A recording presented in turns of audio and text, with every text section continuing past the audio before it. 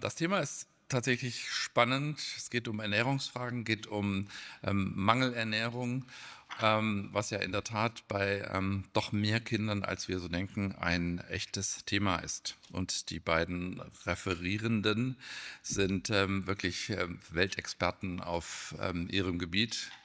So I'm going to switch to English now. So you two guys are really the experts on the field. The first speaker is Koen Huizenhout. He's from Brussels, and he's really one of the experts dealing with malnutrition. He's a division chief and head of the Brussels Center of Intestinal Rehabilitation in Children. And he's a great speaker, and we spent some time last year, so he's also a very great guy, and we're looking forward to your talk. Koen, the floor is yours.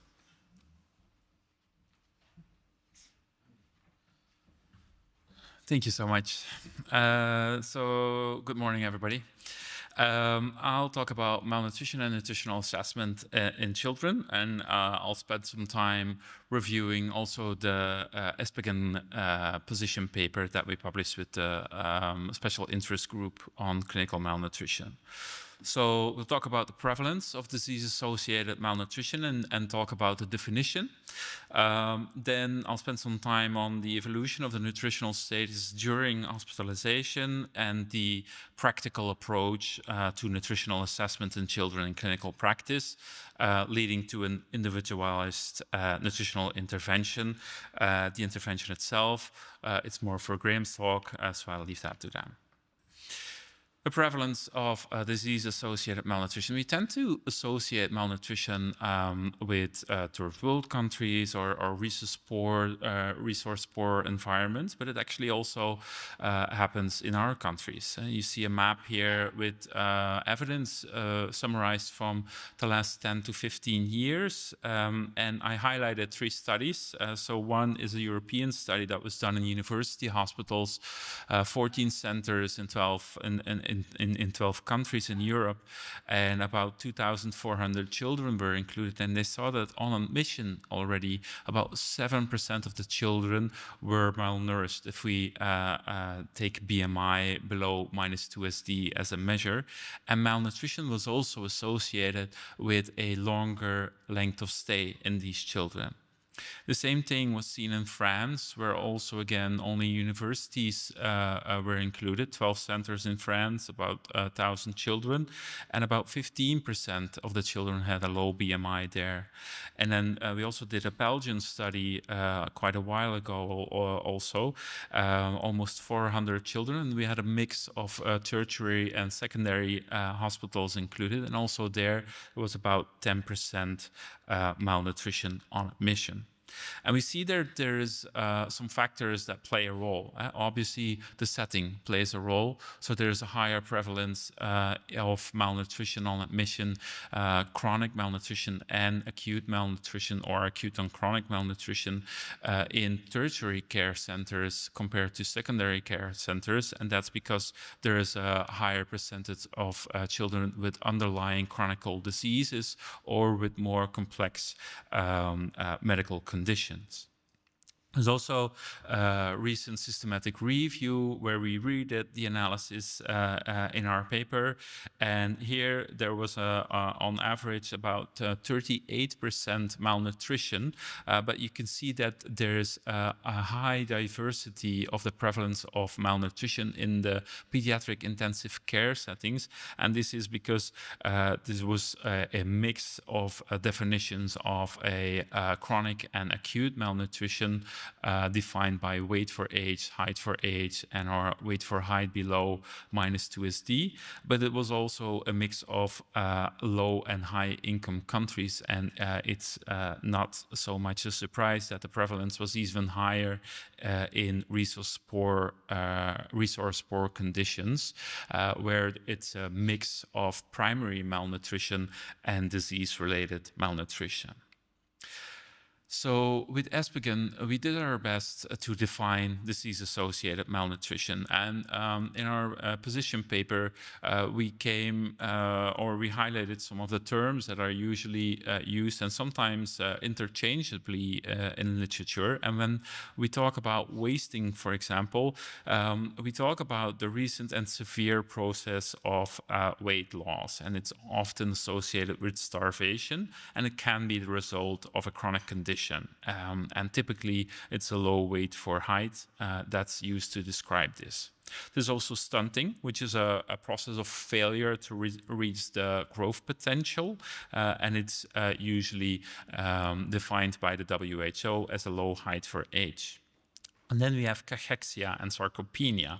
And cachexia is actually a complex multifactorial syndrome, and it's characterized by a loss of skeletal muscle mass, and it's only partially reversible by conventional nutritional intervention, probably due to the presence of inflammation. And the precise mechanism isn't really known yet, and we're learning a lot from the adult literature where it's very well described, and it's something that is really emerging in the pediatric liver disease, but also in the pediatric oncology disease literature.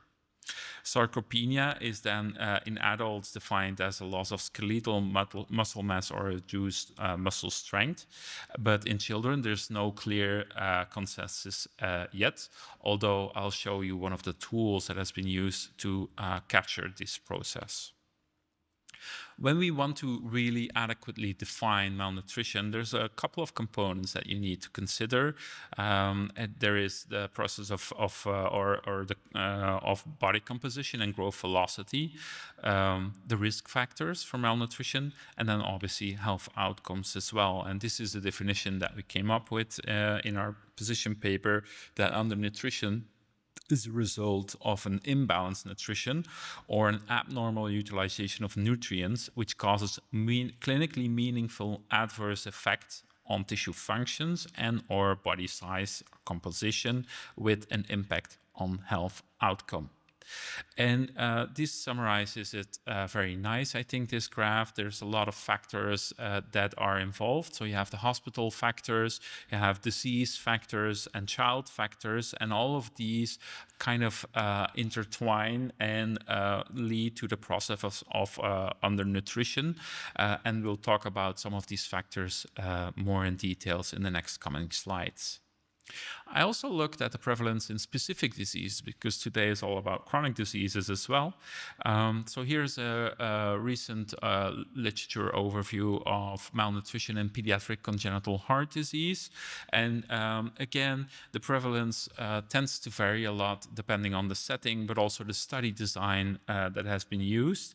For example, there's a large retrospective study that was done in France, and then a prospective one in Turkey, and high rates of undernutrition were noted in the first year of life in these children with congenital heart disease. And then when we look at the American study, which was a large retrospective study as well, they saw that actually there was also a link with a longer length of stay and mechanical ventilation, and also a longer stay in the PICU, but not with mortality when children were malnourished prior to their cardiac surgery. Also in liver disease, more and more attention is being paid to the nutritional status. And this is a nice study that was done in India. It's a bit smaller, but it was a prospective one with about 100 children that were included. And they used the SGNA, so the Subjective Global Nutritional Assessment. And that's a comprehensive tool that I'll show later as well. But it's been linked on several occasions and in several studies with outcomes. And it was also the case here in these children with liver disease. So the more malnourished that you were based on this assessment tool, the higher the length of stay was, and also the higher the number of hospitalizations in the coming year was for these children. And this was a nice study that was done by a consortium in North America, where they looked at 70 children, and they tried to translate this frailty, sarcopenia concept that we know from the adults, and they really translated it into pediatric criteria. It was very nicely done.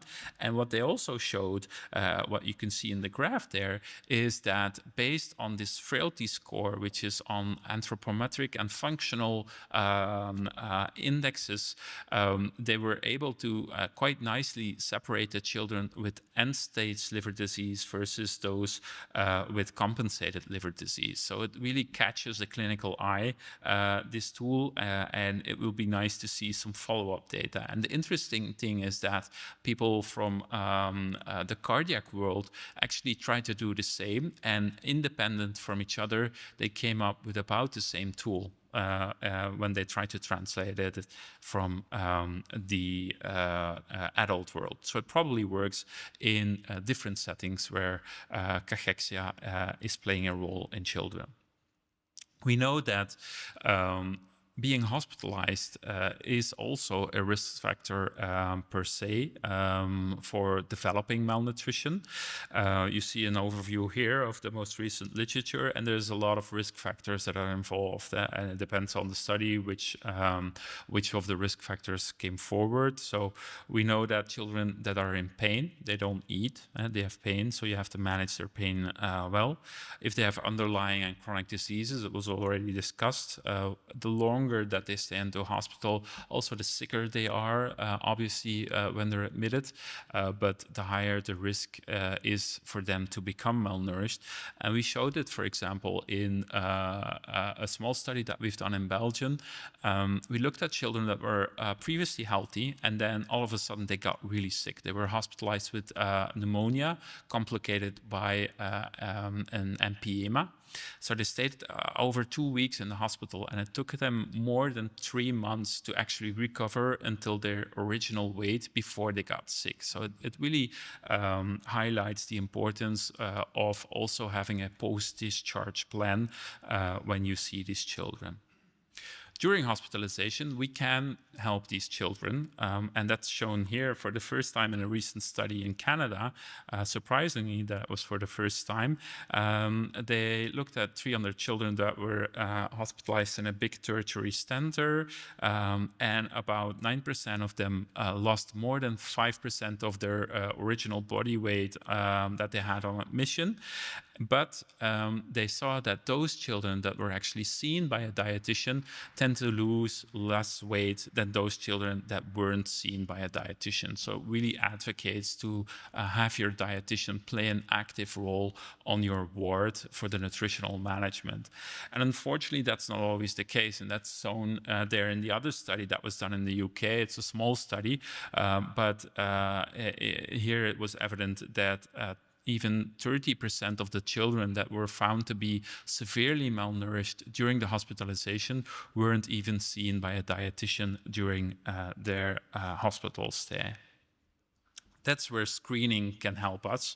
So picking up those children that are already very severely cachectic or very severely malnourished on admission is probably easy. You can catch them just with the eye.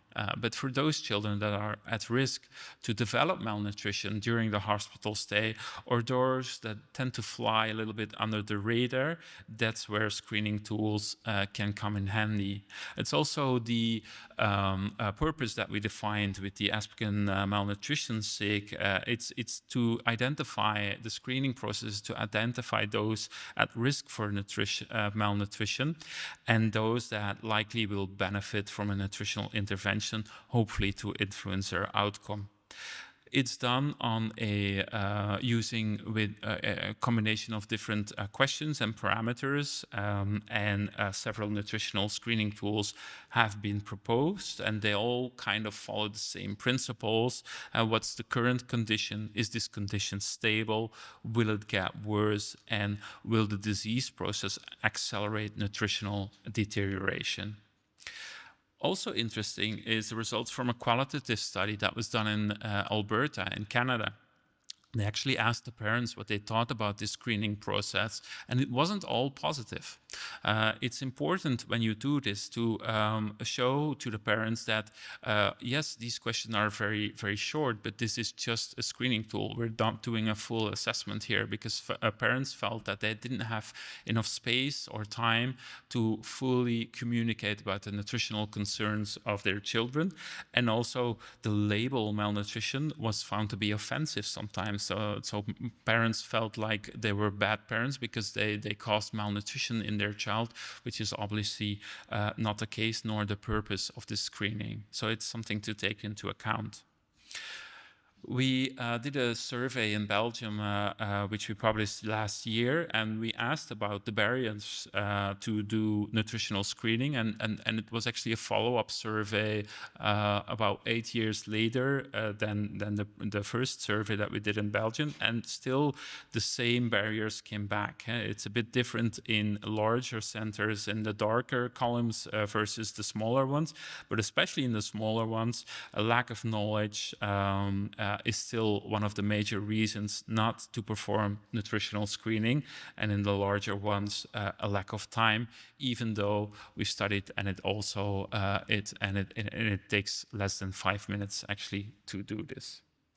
What indicators do we have to look for when assessing malnutrition in clinical practice? We asked the field experts. So we did a survey in 7 countries amongst pediatric gastroenterologists and pediatric dietitians, and we asked everybody to score what they believed was the most important and the least important indicator of malnutrition. And what we saw is that those parameters that are dynamic were felt to be the most important ones. And so the ongoing weight loss, suboptimal intake, and an increase in requirements, but also an underlying disease, which we've already shown in the talk here, and an increased losses or need for energy. What was felt the least important nutritional marker was a low fat but normal lean stores, low activity levels, and then the age of the patient itself. And this is the overview that the Americans published, Aspen, already a decade ago. But I still like it because it really captures how we think about malnutrition and nutritional assessment in clinical practice. So you start from anthropometric measures. So never forget the basics. We have to assess weight and height and plot them or calculate Z scores. And then we take into account the etiology. Is it illness related or is it not illness relation? And sometimes it's a combination of both. Does inflammation play a role? And is it the result of an acute or a chronic condition? And then we look at the mechanism. Is it purely starvation, or is there also malabsorption, nutrient losses, or an altered metabolism? And then, based on this, we look at outcome and we design our our nutritional plan. It's important to highlight that there's no single one parameter that can accurately diagnose malnutrition. It's based on a combination of different objective measures, and we need to establish both the nutritional status but also energy requirements in our patients. And I'll spend some time in the end of the presentation on this. And when we've done all of this, we can start with an individualized nutritional treatment plan for the intervention. And this is quite small, I realize, but the idea is here that this is how we use it, especially, for example, in children with cerebral palsy, with neurological impairment. And we calculate the Z scores for weight, height, BMI, but also for the mid-upper arm circumferences. And then we also have the Z scores for the triceps skin fold and subscapular skin folds. And here in Germany, you're very lucky to have your own references for this as well. And we take all of this together and we deliberately made it change colors, because sometimes you have one that is in green, one in orange, and one in red, and it's not always a very easy decision to tell parents, yes, this child is malnourished, or no, this child isn't. And so there's a bit of a subjective part to it as well. The Americans had their own indicators, and it's actually based on the situation where either in the top part you have only one measurement available, or in the bottom part when you have multiple measurements available. And what they also have, and this is a bit of a controversy, especially now, is this category of mild malnutrition. But this is, it's a child with a Z-score of below -1. So a lot of the children with a normal nutritional status will also be labeled as malnourished, and it's also for billing purposes in the United States. And we've seen actually with 2 recent studies that these criteria don't work very well. So this is a study that was done in the United States in different centers. It was a prospective multi-center study, and about 214 children were included. And they saw that there was actually no association with the nutritional status based on these indicators with outcome, and which was defined as a hospital stay or the need to be readmitted. And around the same time, a prospective Canadian study was also published. This was a bit bigger, 360 children. And again, there was no association found with the indicators that were proposed by Aspen, but there was an association found when using the Strong Kids, the nutritional screening tool, or the SGNA, the subjective global nutritional assessment tool. And we published this, and we believe that one of the problems is that using these indicators, they're actually using the worst scoring nutritional indicator to label this child malnourished or not. And so you're reducing all the complexity again to only one measurement, and this is prone for an over-identification of malnutrition. What are the barriers that at least Belgian pediatricians, but we see the same signal actually everywhere, have when measuring the nutritional status?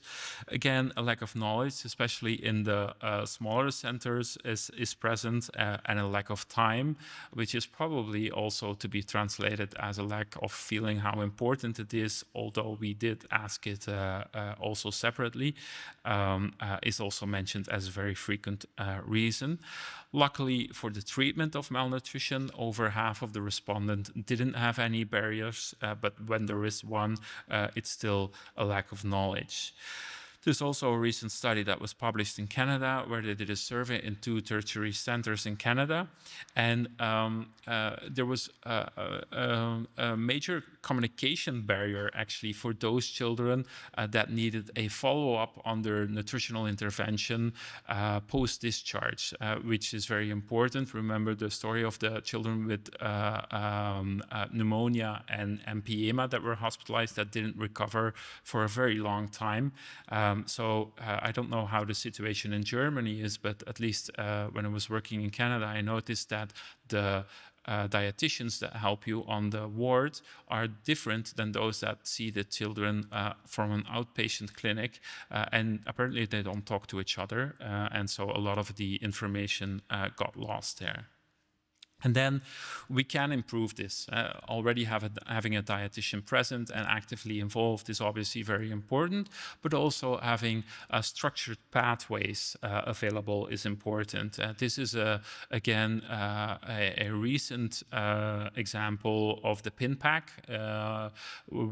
This is coming from the Canadian Task Force on Malnutrition, and they developed a pediatric pathway that included a screening tool, then some anthropometric measurements, and they actually incorporated the SGNA as well. And this is this SGNA, and you can see it takes a bit of time. It takes about 15 to 20 minutes to complete this, and it's based on measurements that we do. We plot these children, but also have a nutrition-focused clinical examination and some specific questions that we ask. And all of this will then lead to a scoring, a subjective scoring, and this was done deliberately at the time by the authors, but it works really well in different settings to identify those children that are malnourished and also those that have more complications. This is the algorithm that we published with the African Malnutrition SIG, and it starts from the basic same idea. So when a child is admitted, you do anthropometry and then also a nutritional risk screening tool.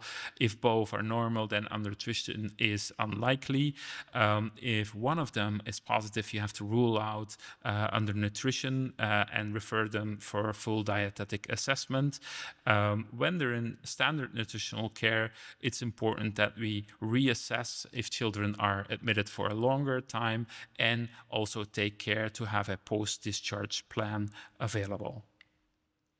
Lastly, I want to spend a little bit time on assessing energy requirements. So here we have some examples of a formula that we can use to calculate the resting energy expenditure.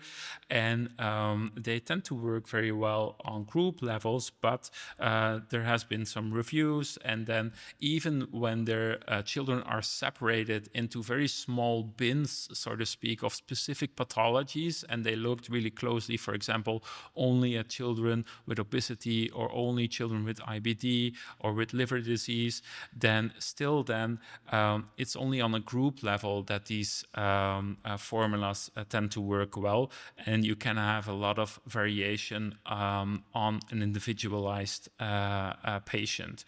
What can we do to have a more precise measurement? It's an indirect calorimetry. It's obviously not needed for every patient, and it has some also some drawbacks, which I wanted to show you here. It's mostly used in pediatric and intensive care setting, and here we see a study, a prospective study that was done on almost 300 children, and 66 of the patients' days, so all of the days that they were there, which was over 3,500 days, not on any of those days the patient met the technical criteria to actually be able to do an indirect calorimetry. And the most frequent reasons are given here: when they receive too much oxygen or when they're on ECMO, it's not possible. So it's a nice tool to have when you can use it in your patient. But again, also be aware that it's just giving you the resting energy expenditure. So if you have a mobile patient, you still have to correct for the fact that either this child needs a catch-up or for the fact that this child is also mobile. I'd like to end my talk with some key messages. So I hope that I've shown to you that disease-associated undernutrition is prevalent both in secondary and in tertiary care level pediatric hospitals, and it can be higher in specific groups depending on the setting, but also on the underlying disease. Children that are admitted to the hospital frequently experience weight loss throughout their stay, and nutritional assessment is based on objective measurements in an integrated pathway, and this will help you to develop the individualized nutritional care plan. I'm very happy to take the questions afterwards, I think, and I thank you for your attention.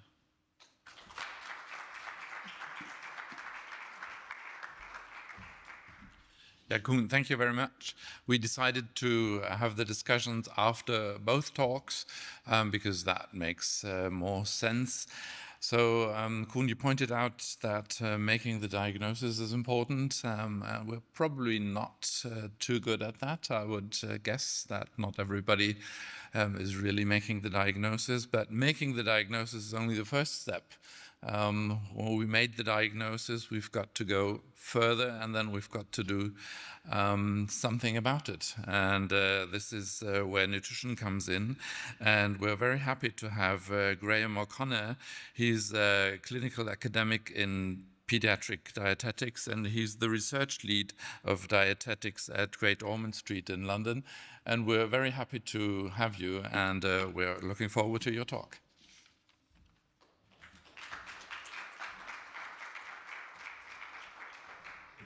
Hello, thank you. Yes, in the United Kingdom, we've had access to these food-based formulas for coming up to 5 years now. So we're just building the real-world evidence to see why are dietitians and clinicians prescribing these types of formulas and which cohort of patients seem to be benefiting from them. And this way, great. I just want to look at the impact of medical advances first on enteral nutrition. We've seen huge developments in gene therapy, in cancer management, and also in neonatal medicine, in ventilation support. So we're now seeing very complex patients that may have previously not have survived. And these children do need enteral nutrition. So this is looking at the trajectory of nutritional support requirements over the next coming years. So this is great for dietitians because we're going to be in work, but it also means we are seeing very complex children. Now, at the same time that we're seeing these medical advances, we're also seeing this evolution in nutritional support, particularly around homemade blended diets. I'm sure most of you now have seen blended diets in your clinic. I was presenting in Norway last week, and they said they really aren't seeing much blended diets at all at the moment.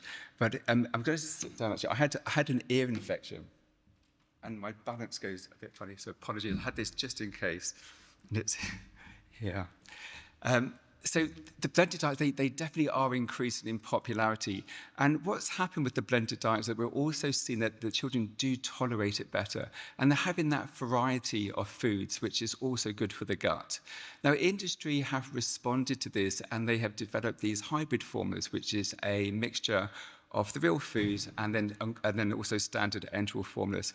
In the United Kingdom, we only have access to one of these food-based formulas, and it contains 14% of rehydrated foods and has a mixture of soluble and insoluble fiber. There are a number of clinical guidelines to support clinicians to the families that are on blended diets. I'm biased, and I do feel the British Dietetic Association toolkit is the most practical toolkit. So if you are seeing families, this toolkit is very helpful. But we have the European and the American guidelines, and Australia also has their own guidelines now. Now, as fantastic as blended diets seem to be, there are a number of contraindications, particularly in the acute clinical setting. So children that are on a nasogastric tube, we cannot give them a blended diet due to the tube size and the viscosity and risk of blocking. But those children that are on a gastrostomy tube, they are restricted to syringe bolus feeding because, again, of that viscosity. If you do give these blended diets through a feeding pump, you can get delivery error messages. So it may say 1,000 mils has gone through, but actually only 700 mils has gone through. Now, we've got new generation pumps that we are trialing at Great Ormond Street for blended diets, and they seem to be working very well. So they are used in America, and we are now using them in the United Kingdom, and it's quite exciting progression onto these. The main limitation that we have with blended diets, though, is the microbial contamination. So children that are immunocompromised or immunosuppressed post-organ transplant, we don't recommend a blended diet, and we don't recommend for post-pyloric or jejunal feeding because we're bypassing that hydrochloric acid in the gut. There was an interesting systematic review led by the University of Greenwich that looked at the quality of and safety of microbial within the safety of blended diets. And they found that 73% of studies reported a significant microbial contamination within blended diets, which they related to a number of different infection points and food hygiene. It's important to highlight that a number of the studies that were shortlisted for this systematic review were from developing countries. So the infection control may not be as strict as we would see it in Europe, but it is an area that we are researching at Great Ormond Street at the moment. So the advantages of using a food-based formula is that you can give it via a nasogastric tube, you can give it post-pylorically, and you can give it in immunocompromised children. So we can look at some of the clinical implications of food-based formulas. This was the first study that we led in the United Kingdom. It's a national multi-centred retrospective study. It involved 3 specialist children's hospitals and 1 community hospital, and we collected data on 43 children. Nearly 50% of children had a neurological impairment or disability. And I think for most of us that work within gastroenterology, most of our clinic does involve, they have children that have these neurological complications. These children, and it's going to be a theme throughout the whole presentation, most of these children have been a lifetime on enteral nutrition.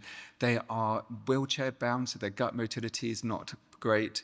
And they're on a number of medications, antibiotics, proton pump inhibitors, anti-epileptic, all affecting the gut and how it manages foods.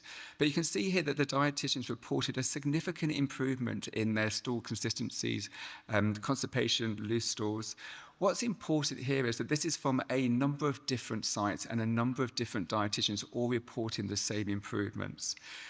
We only published this a couple of years ago, but it's already been cited quite a few times, and it's just giving you an idea of how topical this area is for blended diets and food-based formulas.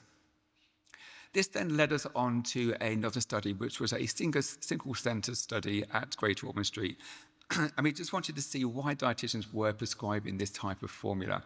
And we collected data on 70 patients because we were using it so regularly. And here's some of the demographic information. So the majority of the children that are being prescribed this formula are under 6 years old, but we are prescribing it throughout the age ranges. Just to be mindful, there is an adult version of these food-based formulas, so as they get over 30 kilograms, we tend to transfer them onto that. And you can see here again, 50% of the children were from had a neurological background, but we are using them across all the medical specialties. I think this is just a really nice bar chart just to show the difference in gastrointestinal symptoms before and after the feed was changed to a food-based formula. So most patients were established on an enteral formula but showing signs of gastrointestinal symptoms. And you can see here huge improvements in constipation and loose stools. And again, we have 50 dietitians at Great Ormond Street. So there's a mixture of dietitians reporting the same improvements.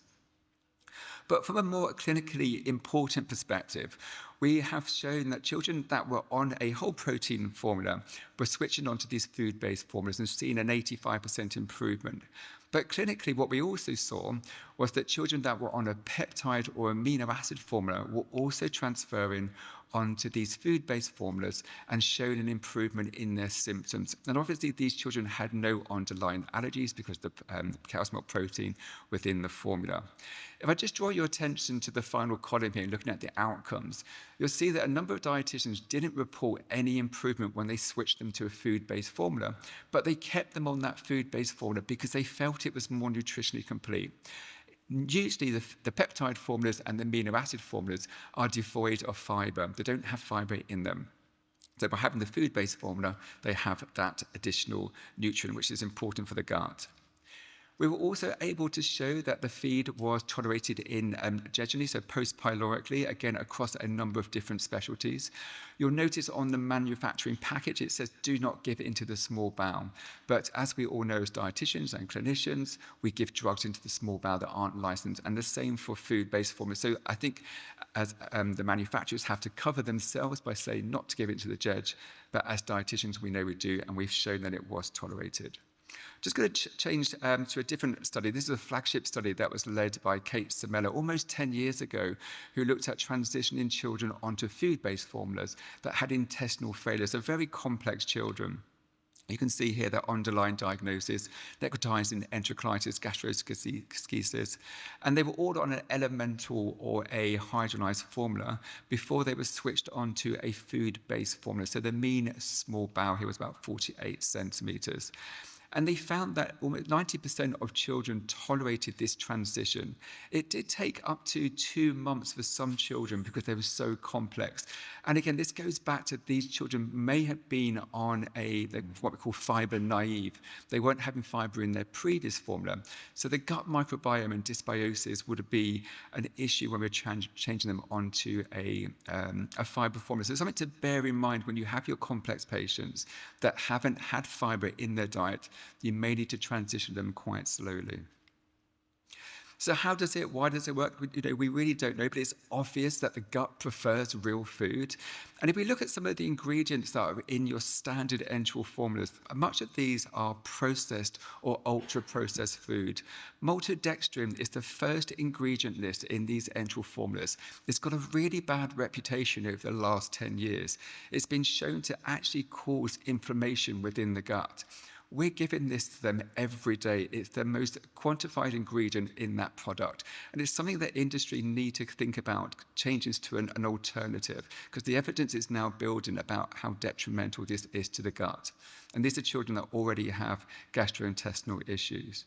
But if we now look at the food-based enteral formulas or blended diets, we're starting to see foods that we recognize in our cupboards. These are the normal foods. And of course, the gut will prefer these. But I think it's the fiber content that also makes a difference. It does have, the particular product that we have available in the United Kingdom has got the pea fiber, it's got fructose and oligosaccharide, inulin, and the acacia gum. So really good prebiotics that should be helping the gut. I'm sure you've all heard lots about the gut microbiome, but I'm just going to very quickly touch on the gut microbiome, because we know it plays a critical role in our immune system, promoting anti-inflammatory and inhibiting our pro-inflammatory. And it's this particular pathway that I'm going to focus on the next slide, looking at the short-chain fatty acids that are produced from these microbiomes. If anybody is interested in microbiomes, you'll be aware that there are randomized control trial meta-analyses now linking every physiological system in the body to the gut microbiome. It's a fascinating area. They've even isolated tryptophan now from the gut. Tryptophan is our precursor for serotonin, our happy hormone. So this whole gut-brain axis makes absolute sense now. We have a PhD student who's now looking at B vitamins that then feed your tryptophan and then your serotonin. So if you are interested in microbiomes, you'll be aware of all of this already. But just to look at this interplay again, so we know the fiber feeds the good bacteria in the gut, particularly lactobacillus and your bifidobacteria. But it's the byproduct, the metabolite of these microbiomes that we're interested in, the short-chain fatty acids, particularly butyrate, we think. And the butyrate is the fuel for your enterocytes in your gut. And it has an anti-inflammatory effect, not just at that local level, but also at that systemic level. Now, the problem that we have in a clinical setting is that children come into hospital and invariably they have an infection that we're not sure where the source is, and we put them onto an antibiotic. And it reduces or mitigates this whole process. So we want to see, can fiber help to mitigate some of this damage that is caused from the clinical environment that these children come into? There's a really good study by Taines et al. That looked at this, looking at the role of dietary fiber in the recovery of the human gut.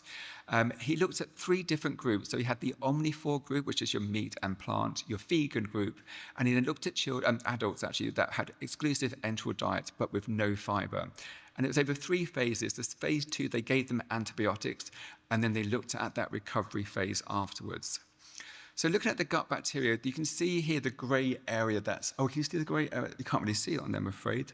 So where they're actually dropping, there is a grey shaded area. That's the phase 2 where they had the antibiotics. And I just thought it was interesting, for the vegan diet, they had the most reduced impact on that gut diversity. If you look at the omnivore group, they had a significant drop, same as with the exclusive enteral nutrition. But what you don't see with the exclusive enteral nutrition, with no fiber, there's no recolonization, minimal recolonization that is occurring. And if we do look at the type of bacteria that are being recolonized, these are the bacteria that we want within our gut. These are your bacteroidetes and your firmicutes. And you can see here in the blue, which is the exclusive enteral nutrition with no fiber, they were having the minimal recolonization of this type of fiber. What we don't want our gut to recolonize with are the probiotics. And you can see here, the adults that had the exclusive enteral nutrition had the greatest recolonization with these bad bacteria. Now, we delivered a similar study in our intensive care unit. It was a prospective study looking at children that had been admitted for sepsis. They were being ventilated for severe septicemia. And they were on a standard enteral formula, and we changed them onto a food-based formula. So all of the children had antibiotic-related diarrhea before we changed them. When we changed them onto a food-based formula, we saw an improvement in their stool frequency and their stool consistency within that first week. Now, you could argue saying you would expect these children to be improving over that week time because the antibiotics are working. But we looked at the C-reactive protein and we could see that this was still raised over that first week. And you could also say, these children have now had multiple broad-spectrum antibiotics over 1 week. Their gut microbiome will be deteriorating, but we still saw an improvement in their stool consistency and frequency with these food-based formulas. For the first week, we looked at the short-chain fatty acids, and what was interesting, we did manage to maintain the butyrate and the propionate in that first week. The acetate did drop, and again, this is a pilot study, so small numbers. But by the second week of antibiotic management, the gut microbiome was really being affected here. We weren't able to protect it with that food-based formula. But if you look at Tain's study with the children, the adults that had no fibre, we had a much more significant drop in their butyrate level with just 3 days of antibiotics. So there is some protective factor that we're seeing with these high fibre formulas that's protecting the gut. And it's for this reason that the international consensus is we should be given an enteral formula that contains fibre as our first line formula. If you're not giving a fibre formula, then you must document in the medical notes why you're not doing it, because you're giving a disservice to that child. So there are considerations to think about when we are transferring complex patients onto food-based formulas. I alluded to before about food naivety and fibre naivety and fibre intolerance. Some of these children may never have been on a fibre feed or a fibre-containing enteral formula for all of their lives. So if we put them onto a fibre formula, they are going to have some dysbiosis and they may have some tolerance issues. So you need to titrate up that volume gradually. Again, patients that have been on multiple broad-spectrum antibiotics, to be cautious. And there are specific gastrointestinal disorders where you wouldn't give fibre, such as active Crohn's disease, but there are a few other areas. But generally, we should be given a fibre-based formula as the first line. Another consideration is children that have never gone through the complementary weaning process. So again, they've been on an enteral formula from birth. If you're transferring these children onto a food-based formula or onto a blended diet, the British Dietetic Association recommends using just 30 mils initially, ideally in the morning feed, so you can look for any intolerance issues throughout that day, and then we can build up. We've just actually written another expert consensus. We're going to go into a much more detailed titration process for this. We did actually see a child who had an undiagnosed food-induced colitis, who was on a whole protein formula. We changed them onto a food-based formula, and they did have a reaction. So it is really something to consider, especially in the cohort of children that you will be seeing in gastroenterology, these neurological children that have these ongoing gastrointestinal symptoms. So just to finish up here, first line enteral formula should be the first line unless otherwise contraindicated, and dietitians should be documented why we're not giving a fibre formula. Dietitians are transitioning children that have no underlying allergies from a whole protein feeds or from amino acid formulas or hydrolyzed formulas onto a food-based formula. It is tolerated post-pylorically. And just to be cautious, if just looking at the history of that child's feeding plan before you change them onto a food-based formula, because you may see the symptoms are worse initially until you start to see some of that gut bacteria improving. The problem that we also have in a clinical situation is giving probiotics. Most of our children may be immunocompromised or they might have a central lining. So giving a probiotic is contraindicated. So we can't really recolonize that gut with those high, like we got FeSL, which is a high dose in CTU. I think the European consensus is it's got to be 5 billion CTUs to have an impact. But we just can't give probiotics to these children. Thank you so much for listening. We've got time for questions now, I think.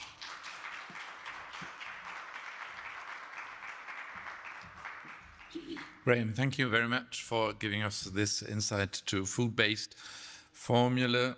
I was very impressed by hearing 50 dietitians in your hospital. Wow. I was presenting last week around Europe. Yeah. Very impressive number. So, any questions? Stefan. How complicated is it for parents to produce blenderized Do you have an easy chart? Do you know, we're trying to demedicalize it in the UK. So sorry, do you want to answer? Sorry, yeah. So we're trying to demedicalize it. So we're trying to introduce the foods that the family were eating last. So we aren't regularly checking blood results. It's relatively simple, and it's about we have the British Dietetic Association toolkit, which is very practical as well.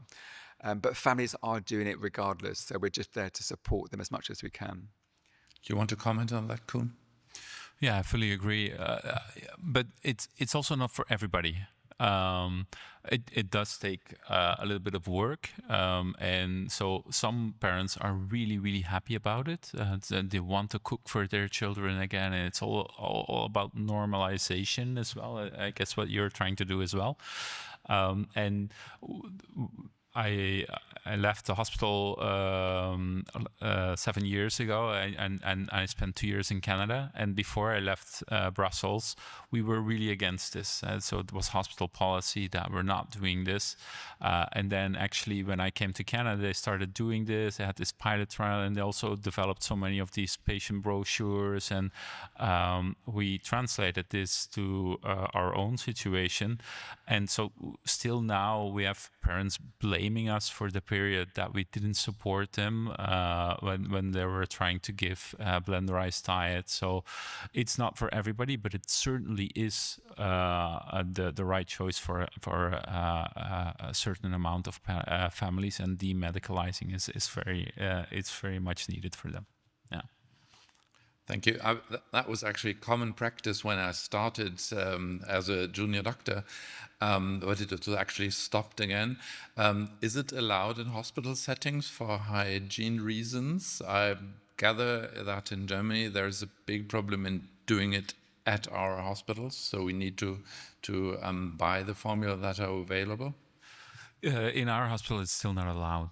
It's not allowed? No. So when they get admitted, we switch them to, for example, complete like the Enteral-based formulas while they're in hospital. But unfortunately, it's not allowed yet. Yeah. In the UK, we do have blended diets in a hospital setting. If they're going into intensive care, we don't use it because of the fluid restrictions, and they go onto a food-based formula. But there's so much pressure in the United Kingdom for it that we developed a standard of practice for it. But not all centres are doing it, but we are now. Okay, and you could provide the audience with your we have recommendations. A repertoire of maybe 10 blended diets that are always available. So we've got cold blends and warm blends, depending they're admitted out of practice. Because it's a specialist children's hospital, children are coming in on blended diets. So there we have a whole standard of practice that we can share. Okay. Any other questions? Stefan? Follow-up question. With the practical aspects, you have been very concerned by microbial contamination of blenderized food. Isn't it just the microbial whatsoever contamination that we all care with our normal food every day? Or does something happen by blenderization? No, it's just you and I, we don't eat the same foods every day. Children on enteral formulas have exactly the same blend or exactly the same enteral formula their whole lives, often without fiber. So it's nothing to do with the blend. It's just the fact that we have that variety in our gut. Okay, but you have been showing us data with microbial contamination. Oh, contamination. Yes. Sorry, yes. And they think it's, yeah. Isn't it our normal food? Absolutely. So that same study, that systematic review that I mentioned, they also compared standard enteral formulas, and they still saw a 50% contamination rate in just general. But again, there's a lot of developing countries. But they think it's the different time points that you're blending food, you're preparing the food, it sits out longer for the hanging time. So that might be the risk. Okay, I think we have time for one last question. Okay, no urgent question. Thank you very much, you both, for coming here and giving us this great insight. And thank you very much for you coming here this early. And thank you very much for the Nestle company for sponsoring this event. And so have a good day and see you later. Thank you very much. you.